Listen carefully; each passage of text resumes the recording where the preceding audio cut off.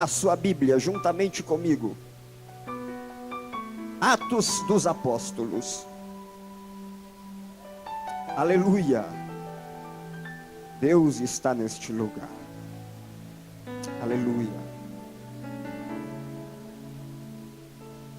Atos dos Apóstolos, capítulo de número 1.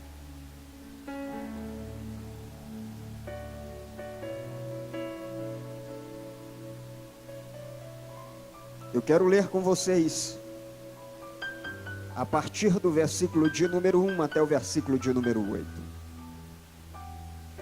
Glória a Deus.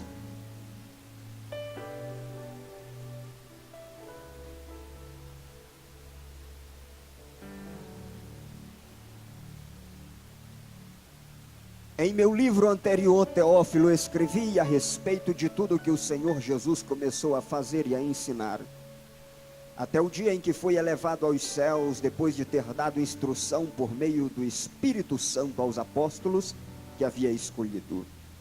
Depois do seu sofrimento, Jesus apresentou-se a eles e lhes deu muitas provas indiscutíveis de que estava vivo. Apareceu-lhes por um período de 40 dias, falando-lhes acerca do reino de Deus. E certa ocasião, enquanto comia com eles, deu-lhes esta ordem: não saiam de Jerusalém, mas esperem pela promessa do meu Pai, da qual lhes falei. Pois João batizou com água, mas dentro de poucos dias vocês serão batizados com o Espírito Santo. Então os que estavam reunidos lhe perguntaram: Senhor, é neste tempo que vais restaurar o reino a Israel?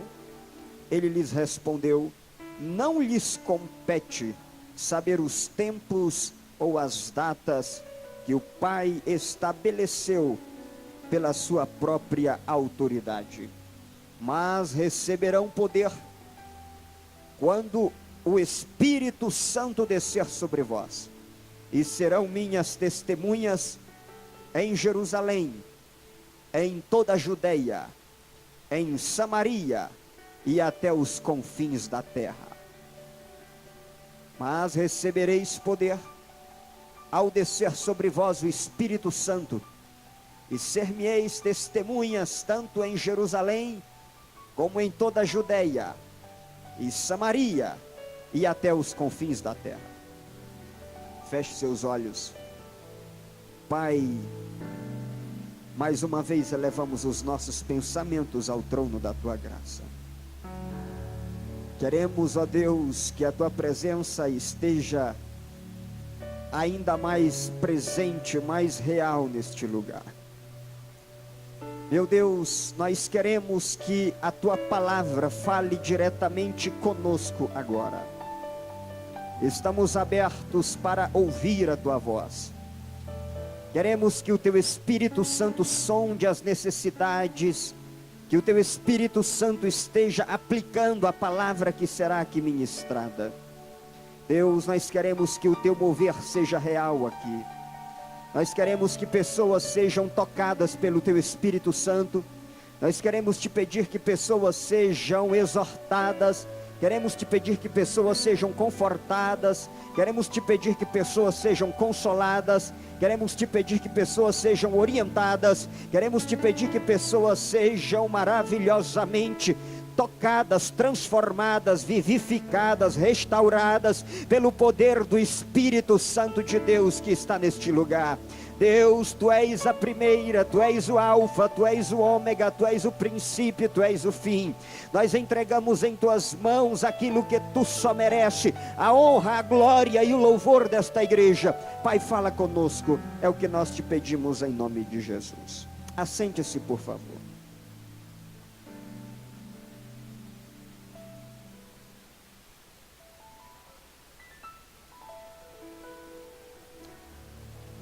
Amada igreja,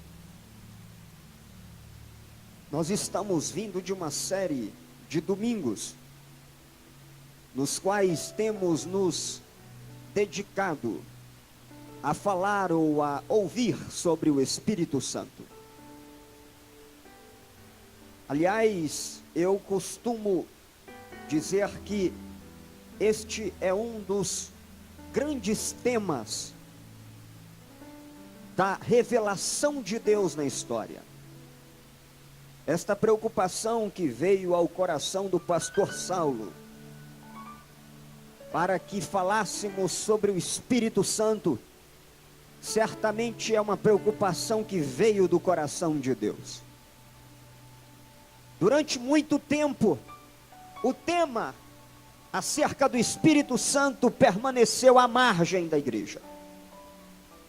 A gente pode ver isso nos livros que foram escritos durante toda a história da igreja. Podemos ver isso nos credos da igreja antiga, nas quais há uma grande ênfase na cristologia, a ênfase no relato da criação, mas há apenas uma pequena frase acerca da pessoa do Espírito Santo. Quando nós nos voltamos para a Bíblia Sagrada, tanto no Antigo quanto no Novo Testamento, nós percebemos que a temática do Espírito Santo não é um assunto marginal, não é um assunto que está à margem, mas é um assunto central, porque o Espírito Santo está presente na história da revelação bíblica. O Espírito Santo está presente na história da criação, o Espírito Santo está presente na história da eleição, o Espírito Santo está presente na história da redenção, e o Espírito Santo estará presente na glorificação da igreja. O Espírito Santo, ele não só começa, como ele dá continuidade, ele termina a história. Na Trindade existe um papel específico para cada pessoa, e na conversão dos crentes, na conversão daqueles que foram escolhido por Deus, isso também não é diferente, porque o Pai escolhe, o Espírito Santo é quem administra, é quem aplica, é quem convence do pecado, é quem convence da justiça, é quem conduz a pessoa ao seio da cruz do Calvário, ao encontro com Jesus. O Espírito Santo está presente em toda a revelação bíblica, desde o Antigo Testamento até o Novo Testamento. Se não, deixe-me lhes lembrar que quando a Bíblia fala da criação, o Espírito Santo está lá. Deus está criando todas as coisas, e depois o próprio autor de Gênesis está descrevendo para nós o relato da criação. Enquanto Deus está criando, o Espírito Santo, ou melhor, antes de ele startar, antes de ele iniciar a obra criadora, o Espírito Santo está se movendo sobre a face das águas. A imagem bíblica no Antigo Testamento para a palavra hebraica que ali é utilizada é a mesma imagem de uma águia que está com as suas asas estendidas sobre a face da terra. É como uma galinha que está chocando seus ovos e está aquecendo a terra para o momento em que a palavra vai soar. E quando a palavra soar, a terra que já está sendo aquecida pelo Espírito Santo de Deus vai fazer emergir vida, vai surgir uma nova vida, porque o Espírito Santo de Deus é na criação, é na história de Israel e é também na história da igreja, aquele que dá vida, aquele que vivifica, aquele que levanta dentre os mortos, aquele que pega aquele que está como um defunto dentro do monturo e o levanta, aleluia. Na criação, o Espírito Santo de Deus está lá, e quando a palavra de Deus é proferida, então o Espírito Santo vai dando vida. É assim que acontece. O Pai cria através da palavra que é o Filho, mas é o Espírito Santo quem dá vida, é o Espírito Santo quem faz as coisas que não têm vida voltarem a ter vida. Isso é igual para a história de Israel e também é igual para a história da igreja. Sempre nos momentos em que a igreja esteve quase que morta, quando a igreja esteve quase que desfalecida, quando a igreja esteve quase que sem forças, foi o Espírito Santo que veio nos momentos de avivamento, quando a palavra era pregada. Porque aqui eu quero dizer uma coisa para você: não dá para desvincular o Espírito Santo da palavra. Na criação, o Espírito Santo age quando a palavra é pronunciada, e também nos momentos de avivamento, o Espírito Santo agia quando a palavra era pregada. Quer ver viver uma igreja que é cheia do Espírito Santo é uma igreja que tem pregação da palavra. Uma igreja que não tem pregação da palavra não tem mover verdadeiro do Espírito Santo. Pode até ter movimento, pode até ter barulho, pode até ter gente correndo, mas se a palavra não estiver mexendo, transformando, gerando, aleluia, e produzindo arrependimento, não há obra do Espírito Santo, porque o Espírito Santo, ele só age junto com a palavra. Aleluia, aleluia, aleluia, aleluia, aleluia. Glória ao nome do Senhor Jesus.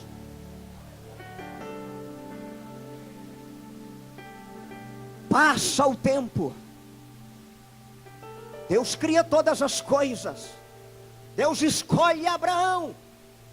Chega a época de Deus libertar os hebreus que estão no Egito. E quando Deus tira aquele povo do Egito, Deus está conduzindo aquele povo para a terra prometida. Há uma promessa de dar uma terra àquele povo. E quando chega a terra prometida, nós vamos ver uma atuação do Espírito Santo. Mas antes de chegar lá, enquanto o povo ainda está no deserto caminhando, ali também está o Espírito Santo. Um dia, está Moisés precisando de ajuda de Deus, muito triste porque não conseguia realizar a obra, que era muito difícil. E ele vai orar e falar com o Senhor. E o Senhor diz para Moisés: olha só, eu estou tirando de ti e dividindo entre outras autoridades de Israel, para que te auxiliem na obra.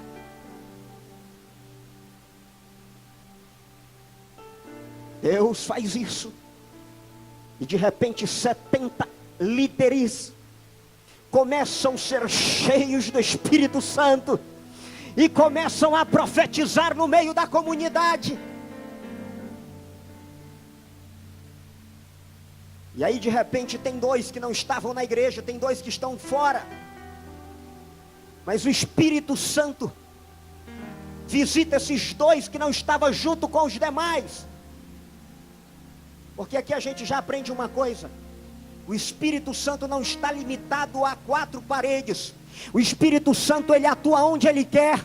E nós estamos na história da igreja, cheios de crentes, cheios de relatos de cristãos que foram cheios do Espírito Santo, quando estavam em casa, quando estavam trabalhando, quando estavam dirigindo, quando estavam em alguma outra tarefa. O Espírito Santo não se deixa ser controlado por qualquer que seja a instituição religiosa. O Espírito Santo não é propriedade exclusiva de nenhuma placa denominacional. Ele age onde ele quer agir, ele age onde ele quer se manifestar. Aí Josué, quando viu Eldade e Medade cheios do Espírito Santo, fora do ambiente autorizado, vai pedir que Moisés mande eles parar. Moisés fala uma coisa que vai se cumprir só na época do Novo Testamento. Moisés vai dizer: meu filho, você não está entendendo. Meu filho, o Espírito Santo não é propriedade exclusiva de ninguém. O Espírito Santo não é propriedade de ninguém. O Espírito Santo é Deus, e como Deus, ele é soberano. Meu filho, oxalá toda esta igreja de Israel fosse cheia do Espírito Santo de Deus. Aleluia, glória ao nome do Senhor.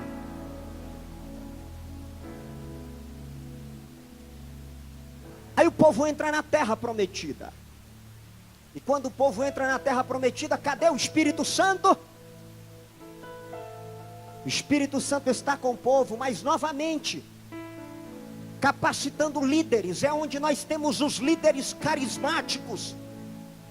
Homens como Otoniel, Jefté, Gideão e outros homens que foram cheios do Espírito Santo.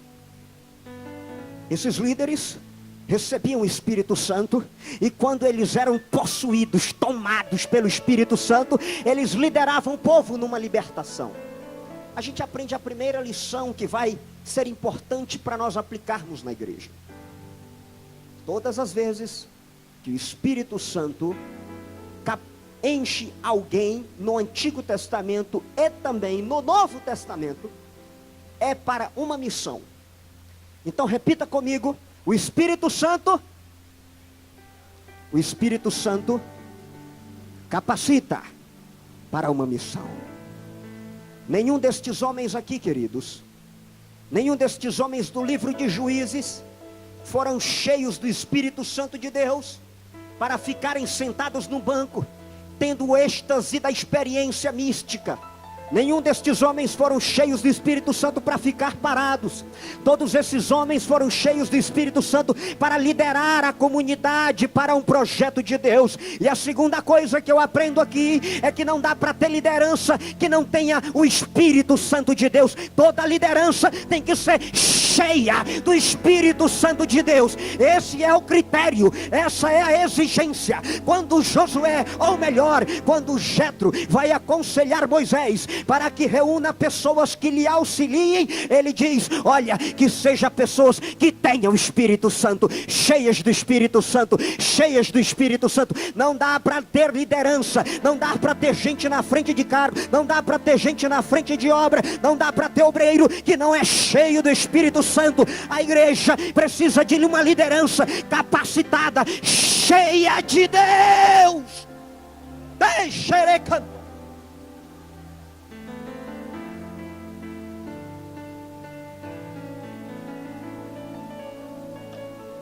Passa a época dos juízes, chega a época dos reis.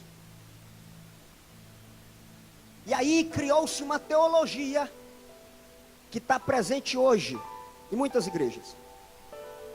Teologia criada na época dos reis era: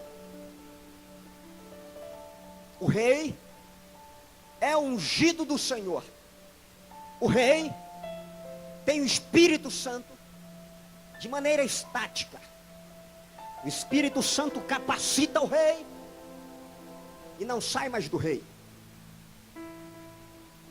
Lê do engano. Ser rei não é garantia de que o Espírito Santo de Deus vai estar com ele para sempre. Receber um óleo sobre a cabeça não é garantia de que o Espírito Santo de Deus vai estar com ele para sempre.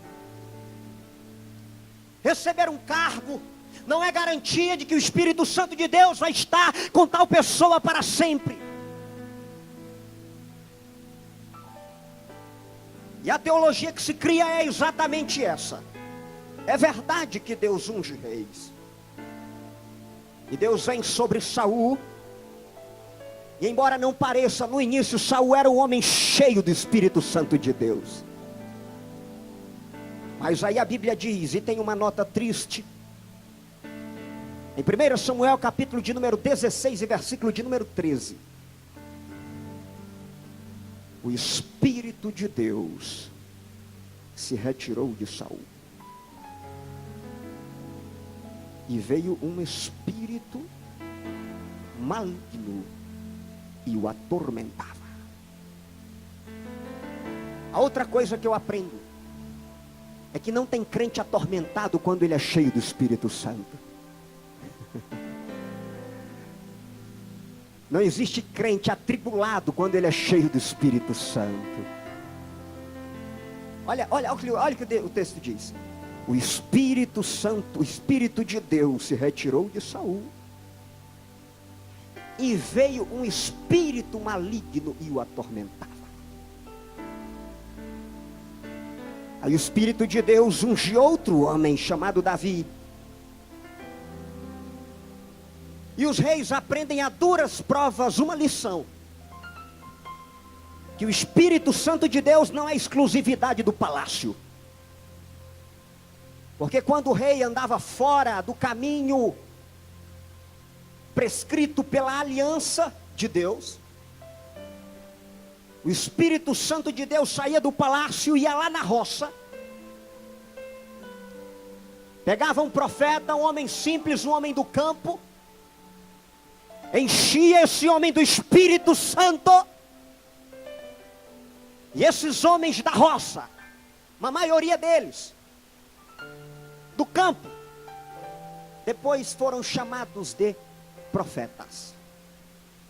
Eram os homens que Deus escolhia para sair da roça, entrar na cidade, chegar no palácio, apontar o dedo para o rei e dizer: ou o senhor toma um jeito, ou Deus vai acabar com esse negócio aqui, vai mandar essa cidade para o exílio, vai mandar o senhor para o exílio, porque Deus fez uma aliança com a casa de Israel, e essa aliança tem que ser cumprida.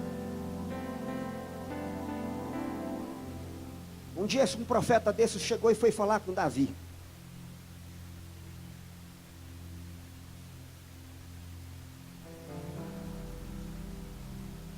A igreja está precisando restaurar o seu papel profético. A igreja precisa entender que nós temos um papel profético nessa nação. Só que o nosso papel profético não se restringe a essas 4 paredes. Ser profeta no Antigo Testamento não era só falar contra o pecado da imoralidade sexual, nem só falar contra o pecado da idolatria. Ser profeta no Antigo Testamento era quando este ministério, ciente da sua responsabilidade, posicionava-se contra qualquer que fossem os abusos do rei, quer fosse ele na área da religião, quer fosse ele na área da política, quer fosse ele na área da economia. E aí tem profetas que vêm e falam contra o rei quando tem corrupção em Israel. Eu quero saber qual tem sido o papel da igreja nestes últimos dias. Muitas lideranças não têm se levantado para falar contra esta corrupção no Brasil. A liderança de muitas igrejas não tem se posicionado. E sabe por quê? Porque tem aliança com o rei. Sabe por quê? Porque estão em harmonia, estão em sincronia com esse sistema corrupto. Mas a igreja cheia do Espírito Santo é uma igreja que não se vende. Ela não se vende por lote, ela não se vende por promessa, ela não se vende por nada. A igreja que é cheia do Espírito Santo, ela atua ministerialmente com autoridade, seja contra quem quer que for. Ela não se vende, e nós precisamos de gente aqui cheia do Espírito Santo de Deus. Aleluia.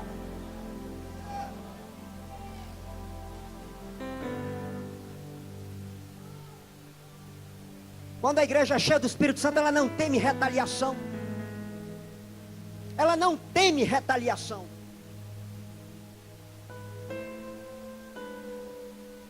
Mas e se o rei mandar perseguir a gente? Não tem problema. Perseguição nunca foi instrumento do diabo. Perseguição sempre foi instrumento de Deus para colocar, aleluia, aqueles que são verdadeiramente escolhidos diante de todo mundo, para mostrar quem são os troféus da glória, quem são os troféus da graça.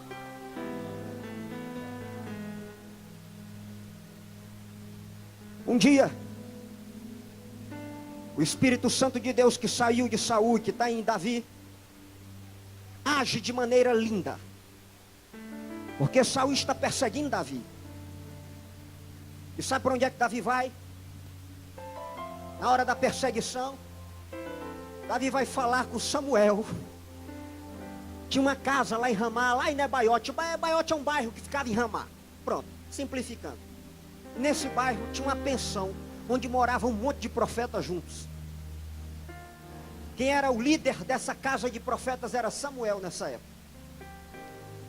Davi muito atribulado, vem para Samuel. Oh Samuel, que foi aquilo que você fez naquele dia, quando você derramou aquele óleo? Aquele negócio está me custando caro.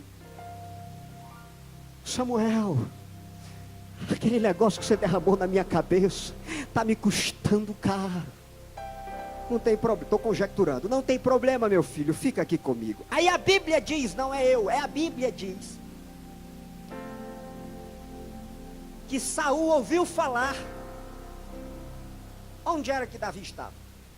Davi está lá em Ramá. Ah é? Separou os soldados. Vão lá buscar Davi. E a Bíblia diz que os soldados foram. E quando chegaram na casa dos profetas, eu vou parafrasear para você entender, estava tendo um culto. A Bíblia não fala culto, a Bíblia diz que os profetas estavam profetizando. Mas quando tem gente profetizando, o que é isso se não for um culto? Eles estavam profetizando na hora que os soldados chegaram. E a Bíblia diz que quando eles foram chegando, de repente, o Espírito Santo de Deus que estava nos profetas veio sobre os soldados, tomou os soldados ficaram cheios do Espírito Santo de Deus, também junto com o povo. Aí voltaram para contar a história para Saul. Rapaz, eu não sei o que aconteceu.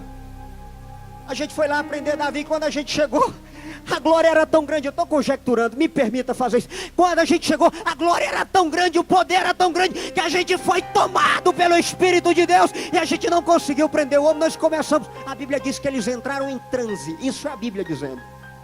Nós entramos em transe. Ah é? Ah é? Então para aí. Selecionou mais outros? Não é possível. Agora conjectura minha. Talvez ele tenha selecionado aqueles que eles vão dizer: esse aqui o Espírito Santo não pega nem a pau, de jeito nenhum. Isso aqui é carga torta. Conjectura minha, a Bíblia não diz isso. Mas o que a Bíblia diz é que eles foram enviados, a segunda tropa.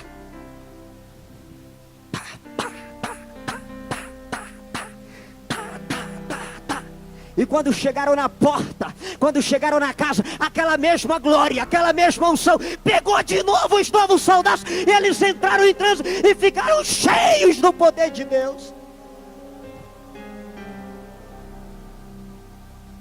Irmão, para de pensar no Espírito Santo como energia, em nome de Jesus.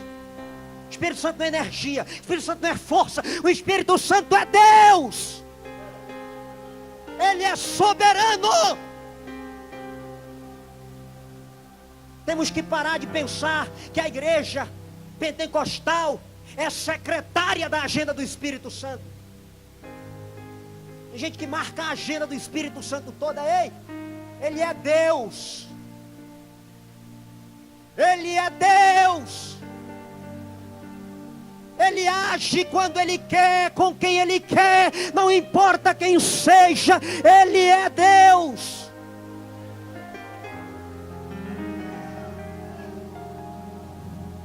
Rapaz, não tem jeito. Não tem jeito. O que foi? Rapaz, quando a gente entrou lá, eu não sei, aconteceu igual o primeiro. Eu posso imaginar que os outros falaram: olha, foi igualzinho com a gente. Ah é? Pegou a terceira tropa, reuniu. Agora vocês. Quero ver. E foi.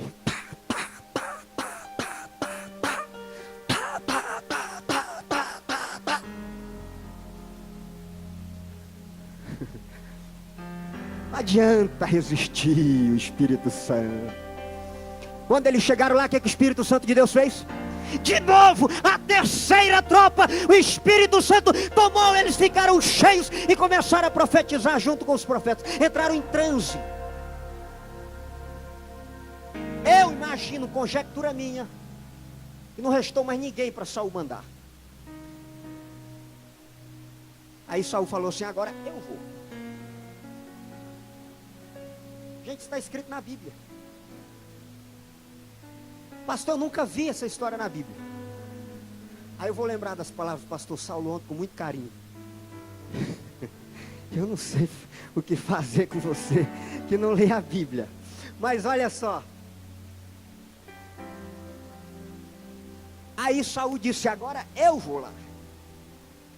Quero ver. E Saul vai. Só restou Saul. Da última vez que foi. E quando Saul chega perto, olha só. Saul chega perto. Saul nem chegou na casa, irmão. Irmão, Saul estava no caminho ainda. O Espírito Santo de Deus, que já tinha se retirado de Saul. Porque o Espírito Santo de Deus se retirou de Saul Porque no começo o Espírito Santo foi dado para capacitá-lo. O Espírito Santo agora vai vir, como veio sobre os soldados, não para capacitá-los, mas para impedi-los. Nem toda vinda do Espírito Santo é para capacitar. Às vezes o Espírito Santo vem para impedir alguma coisa. E aí agora o Espírito Santo vem sobre Saul quando ele ainda está na estrada. Saul vai cheio do Espírito Santo. Saul vai em transe, indo para a casa de Samuel. E quando chega na casa de Samuel, ele já está tomado do Espírito Santo de Deus. E a Bíblia diz que o Espírito de Deus toma Saul de uma tal maneira que Saul fica deitado. A Bíblia não diz que o Espírito Santo derrubou Saul, a Bíblia não diz isso. Mas a Bíblia diz que Saul ficou deitado um dia e uma noite. Um dia e uma noite. Saul não tinha forças sequer para se levantar do chão, porque durante esse tempo Deus estava proporcionando um escape para Davi. Enquanto Davi está deitado, Davi está escapando. Enquanto Davi está deitado, enquanto Saul está deitado, Davi está fugindo. Deixa eu dizer uma coisa para você: nem todo mundo que está deitado no chão está deitado porque foi escolhido ou porque o Espírito Santo o capacitou. Quando o Espírito Santo capacita o homem, ele não deixa ele deitado, ele deixa ele de pé para fazer a obra, para caminhar e para prosseguir. Porque no Antigo Testamento, o Espírito Santo, quando vem para capacitar alguém para uma obra, é capacitar para ir, é capacitar para liderar, é capacitar para fazer, é capacitar para agir. Só no caso em que o Espírito Santo de Deus vem para impedir, é que o homem fica no chão sem força para levantar.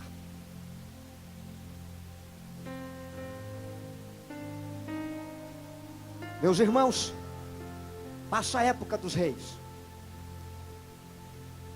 Chega a época em que o povo vai para o exílio da Babilônia. E lá no exílio da Babilônia, o povo está sem forças. O povo está morto. E novamente a imagem é a imagem do Espírito Santo de Deus, que visita o vale de ossos secos, descrito no livro de Ezequiel. E o vale de ossos secos descreve a nação de Israel, que não tem mais esperança. E o Espírito Santo de Deus vem. Deus fala para o profeta Ezequiel: profeta Ezequiel, como é que está essa igreja? Está sem força. Como é que está essa comunidade? Não tem esperança. Como é que está a esperança do povo? Não tem mais nada. Então aí vem a visão é descrita como a esperança que acabou, e os ossos sequíssimos do vale de Ezequiel descrevem a casa de Israel. E aí Deus vai e fala para Ezequiel: Ezequiel, será que esses ossos podem viver? Não, Senhor, eu não sei, só tu sabe. Então Ezequiel faz uma coisa: profetiza, porque enquanto você estiver profetizando, aí olha o que a Bíblia diz: veio o Espírito dos quatro cantos e encheu e começou a mexer os ossos, e os ossos foram juntando osso com osso,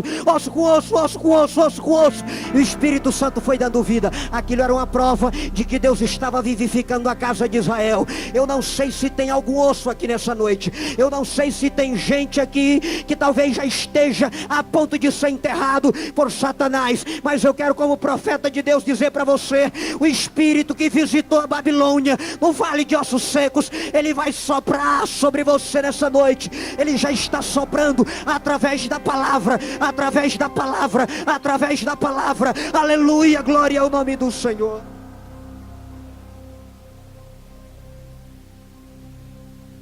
Quando o povo volta do exílio, aí tem um problema. Não tem rei. Não tem mais rei. E o rei era a pessoa que personificava o Espírito Santo. Mas a maioria dos reis já não tinha o Espírito Santo lá no passado.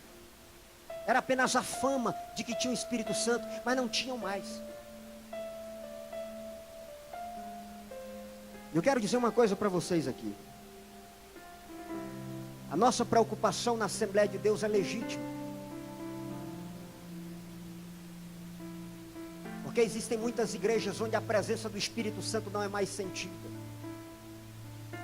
E para mim a maior prova da presença do Espírito Santo não é só o falar em línguas. Eu vou já mostrar em Atos 1:8 para você. Mas quando o povo volta do exílio, não tem mais rei, aquela pessoa que era símbolo da presença do Espírito Santo. Então os profetas agora começam a anunciar um tempo futuro.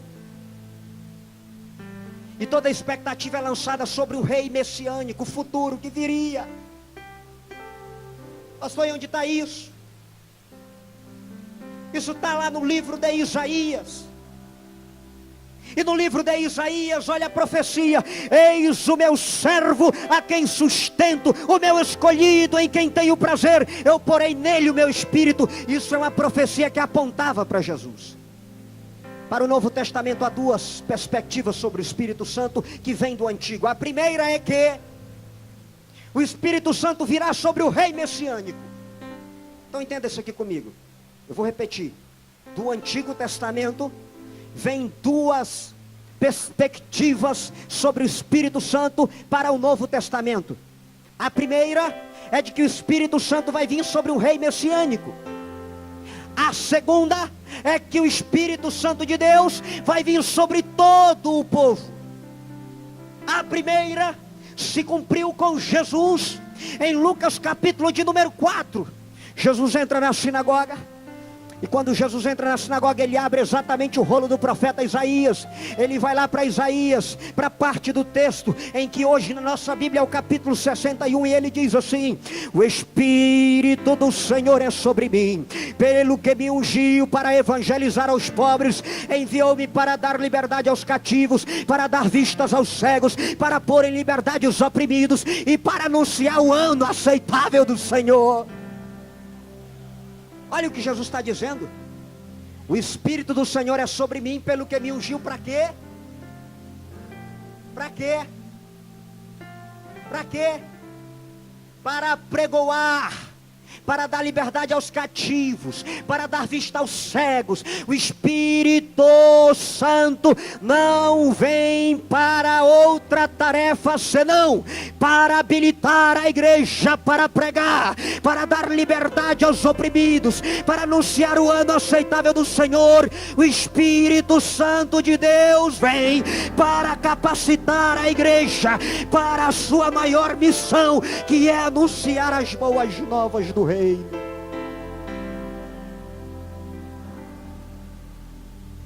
Então a primeira perspectiva se cumpriu em Jesus, o rei messiânico. E a segunda, pastor? Que o Antigo Testamento falava da primeira, vai se cumprir em Jesus. E a segunda sobre todo o povo. Aí é Atos. Jesus está subindo ao céu. Está no momento de despedida final. E Jesus olha para os discípulos. Os discípulos já meio chorosos. E Jesus diz: olha, não fiquem preocupados. Eu estou indo, mas eu enviarei um outro Consolador. E eu descobri uma coisa: a palavra outro no grego não é outro de natureza diferente. Há duas palavras no grego: outro, que é natureza diferente, a palavra héteros, e há uma outra palavra que é usada para outro de natureza igual, da mesma essência, e a palavra é a segunda. Então quando Jesus diz: eu enviarei o outro Consolador, Jesus está dizendo: eu enviarei o outro que é igual a mim, eu enviarei o outro que é igual a mim, eu enviarei o outro que é da mesma natureza que eu, e ele vai estar com a igreja. Aí os discípulos, quando Jesus está subindo ao céu, falando as últimas palavras, Jesus está dizendo: eu vou enviar, fiquem aqui, esperem. Os discípulos estão sempre preocupados com a glória. Os discípulos estão sempre preocupados com o reino.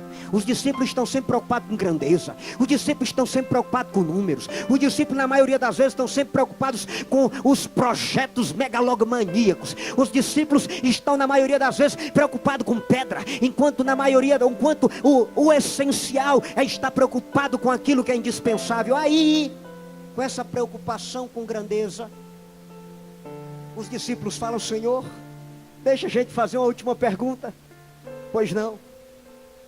Jesus, essa época que o Senhor está dizendo que vai enviar o Espírito Santo, é nesse tempo que o Senhor vai cumprir aquela palavra que o Senhor disse que a gente vai reinar junto com o Senhor. Jesus, é nessa época que o Senhor vai dar um ministério para cada um de nós. Isso é paráfrase minha. Agora, palavras da Bíblia. Jesus, é neste tempo que tu vais restaurar o reino a Israel, e vai libertar a gente de Roma, e vai dar glória, poder, riqueza. Jesus olha para eles. Jesus dá a resposta mais educada de Jesus. É essa aqui, para não dizer o contrário. Porque a gente lê na nossa Bíblia e não percebe, mas isso aqui no grego é literalmente isso. Aí no português aparece assim: não vos compete. Não vos compete, gente. É a maneira mais simples de dizer assim: não é da conta de vocês. Não é da conta de vocês saber os tempos e as datas que o Pai estabeleceu. Vocês estão preocupados com a data? Vocês estão preocupados com o tempo? Vocês estão olhando para cima? Eu não vou enviar o Espírito Santo para vocês ficarem preocupados com o reino. Eu não vou enviar o Espírito Santo para vocês ficarem preocupados com datas. Eu não vou enviar o Espírito Santo para vocês ficarem parados. Eu vou enviar, olha só a promessa de Atos 1:8. Preste atenção. Vocês receberão. Olha o que vocês têm que se preocupar. O que é, Jesus? Vocês receberão poder. Dinamite.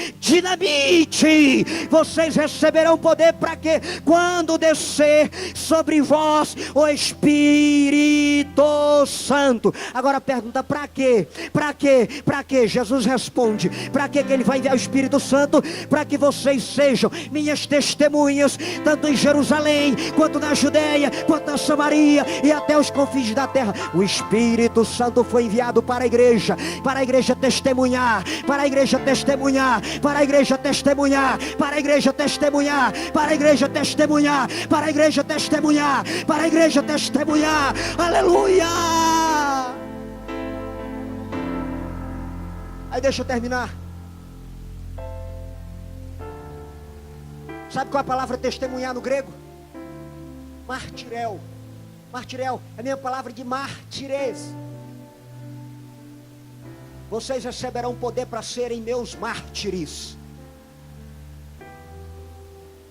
Vocês receberão poder para morrer, se for preciso, por minha causa. Quem é Pedro antes de Jesus enviar o Espírito Santo? Quem é Pedro? Você conhece Jesus? Eu não. Ele andou com Jesus? Não, eu não. Ele fala como Jesus? Não, de maneira nenhuma, eu nem conheço. Isso é Pedro antes. Não tinha recebido o poder para testemunhar, para ser mártir, para morrer. Agora, depois que ele recebe o Espírito Santo, lá em Atos 4, não é uma mulher falando, agora são os mesmos homens que mandaram matar Jesus. Coloca um Pedro diante dele e fala: agora você vai parar de falar em nome de Jesus. Esse mesmo Pedro que lá atrás negou Jesus diante de uma mulher, chega para as autoridades e diz para eles assim: será que eu vou obedecer a Deus ou aos senhores? O que os senhores acham? Pois eu quero que os senhores saibam que eu não vou parar de falar no nome desse Jesus.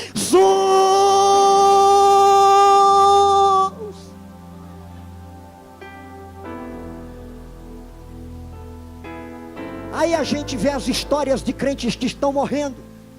A gente olha para as histórias e a gente fala assim: Jesus, eu não entendo como é que tem gente que morre pela tua causa. E a gente olha para nós mesmos e a gente fala assim: Senhor, eu não teria coragem.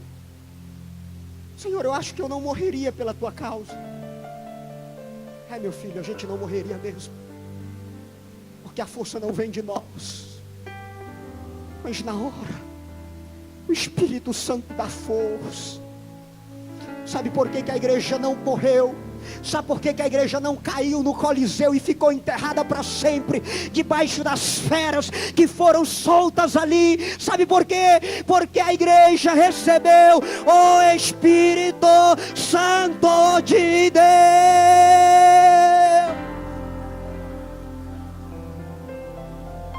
Sabe o que é que acontece com a igreja quando ela é perseguida? A causa de a igreja não morrer na perseguição de Nero e nas outras que vieram. É porque o Espírito Santo de Deus é quem está com ela. Sabe quem é que faz você suportar aquela prova? Sabe quem é que faz com que você não desista quando a prova parece que é insuportável? É o Espírito Santo de Deus, que capacita a igreja para testemunhar na prova, para testemunhar na aflição, para testemunhar na dor. Isso vem do Espírito, isso vem do Espírito, isso vem do Espírito Santo de Deus.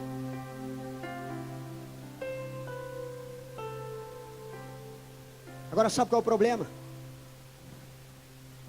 Eu disse aqui, como é que a gente identifica uma igreja cheia do Espírito Santo? Não é pela quantidade de línguas, não é pela quantidade de gente que corre na igreja, é pela quantidade de almas que ela ganha.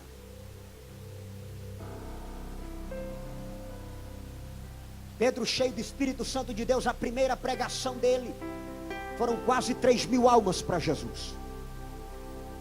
A segunda pregação de Pedro foi só quase 5.000 almas para Jesus. Sempre que o Espírito Santo de Deus veio na história da igreja em grandes avivamentos, o primeiro sinal é que o Espírito Santo de Deus vem pela pregação da palavra. E a segunda coisa é que quando esse avivamento chega na igreja, há conversão de vidas. Mas eu quero dizer uma última coisa. Essa mesma igreja, eu já disse isso aqui outras vezes, mas vou repetir, especialmente para quem está na internet e não ouviu ainda. Atos 1:8, a igreja recebeu o que, gente? Vamos lá, para terminar, a igreja recebeu o que? Recebeu o que? O que? Para ser o que? Testemunha onde? Jerusalém, Judeia, Samaria e até os confins da... O que a igreja fez? Foi pregar, sim ou não? Não, a igreja ficou em Jerusalém. Aí quando a igreja fica em Jerusalém, o que é que Deus faz? Deus manda uma perseguição para a igreja. Atos capítulo 8, versículo 1. Eu já disse isso aqui, vou repetir. Deus tem um 8 para cada um de nós. 8 de Atos. Mas também Deus tem o 8:1. E o 8:1 de Deus é o seguinte: aqueles que receberam poder para testemunhar, para pregar, para usar os dons, para fazer algo na obra do Senhor e não usam. Eu sinto muito em dizer para vocês, mas eu estou dizendo aqui por experiência própria, da nossa família, que de uma noite, empresários riquíssimos, Deus tirou tudo e jogou no monturo toda a riqueza.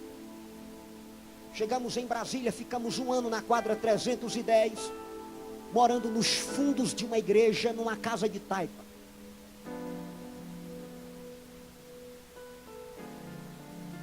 Quer receber o Espírito Santo de Deus? O Espírito Santo é dádiva, mas é responsabilidade. Porque o Espírito Santo de Deus não vem para você rodar, o Espírito Santo de Deus vem para você pregar. E aí, sabe o que acontece com a igreja em Atos 8:1? A igreja é perseguida. A igreja foi perseguida, a própria Bíblia diz que os crentes foram para onde mesmo, gente? Dispersos para onde? Judeia, Samaria e pelas outras partes do mundo. Vai assim mesmo. Se não vai por opção, vai por pressão, porque o Espírito Santo de Deus tem dons que são irrevogáveis. Aleluia!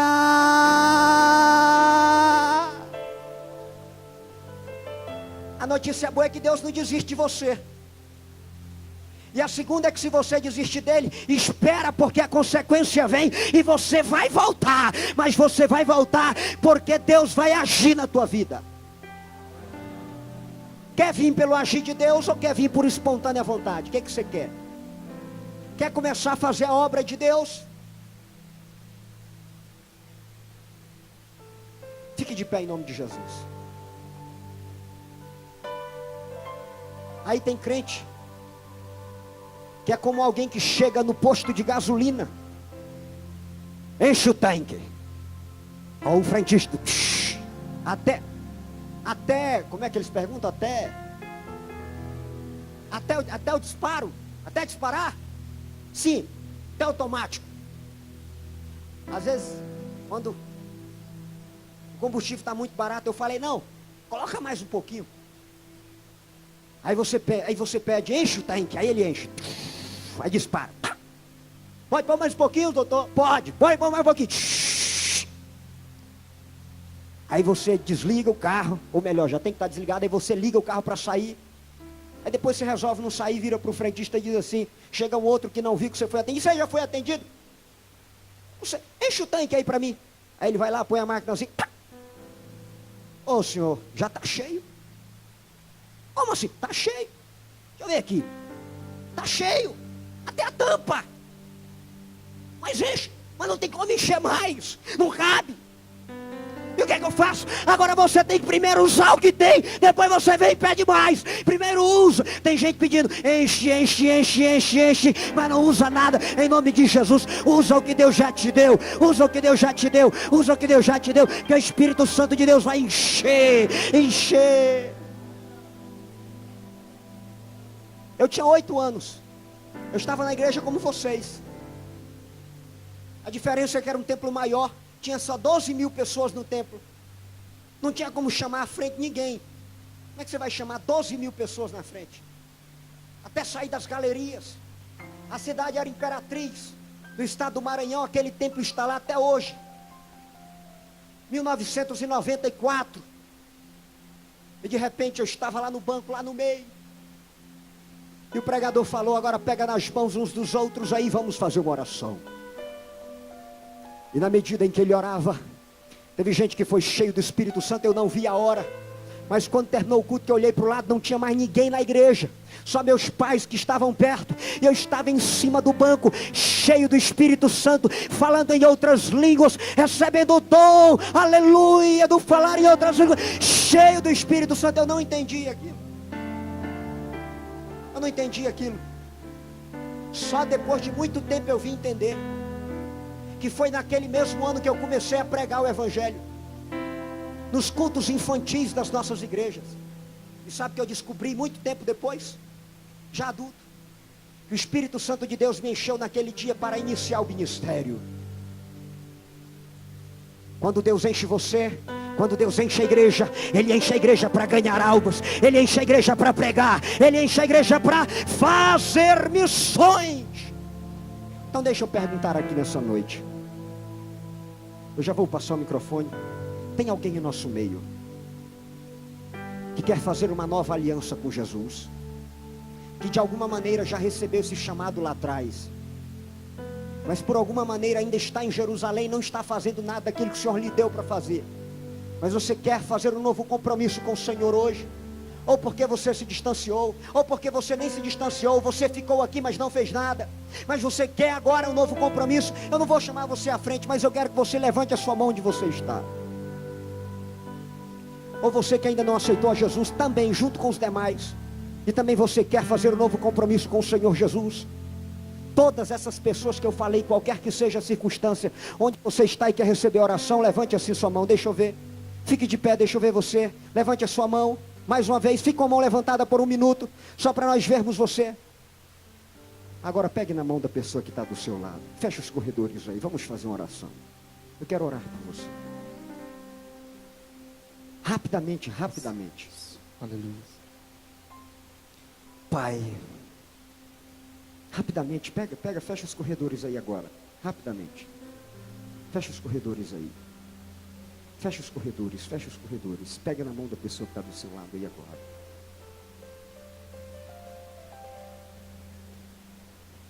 Você que sabe que recebeu o dom do Espírito Santo de Deus, mas você recebeu o dom do Espírito Santo de Deus e deixou ele, sabe aonde? Escondido, parado, enferrujado. Então nesse momento eu quero que você ore e seja sincero. A sua oração nesse momento é: Senhor, eu entendi. Eu quero que o Senhor tenha misericórdia de mim de novo e venha com o teu Espírito novamente sobre a minha vida. Feche seus olhos. E nesse momento, Espírito Santo, em que o Senhor venha sobre nós. Eu quero que o Senhor me leve. a fazer aquilo que o Senhor quer que eu faça. Clame pelo Espírito Santo. Clame pelo Espírito Santo. Clame pelo Espírito Santo. Clame pelo Espírito Santo. O Espírito Santo vai começar a visitar a gente aqui.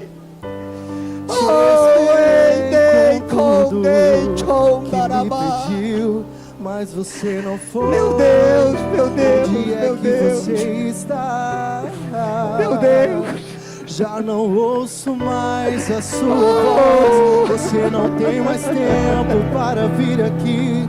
Tá tão ocupado Espírito com Santo, as vem, suas Espírito coisas e se Santo. esqueceu de mim. Oh, Mas se Jesus. precisar de um ombro pra chorar, ainda vou estar naquele lugar onde você buscava, eu ia te encontrar, meu filho. Espírito no Santíssimo. santo lugar. Tem misericórdia desta igreja mais uma Eu vez. quero te Visita encontrar. esta igreja, esta comunidade. Tuas Visita esse crente feridas. hoje. Aleluia, volte a falar em novas línguas agora. Volte a falar em novas línguas agora. Seja cheio do Espírito. Filho, nada irá Aleluia. me impedir de Aleluia, te aleluia, amar. aleluia, aleluia. Ai, Derei.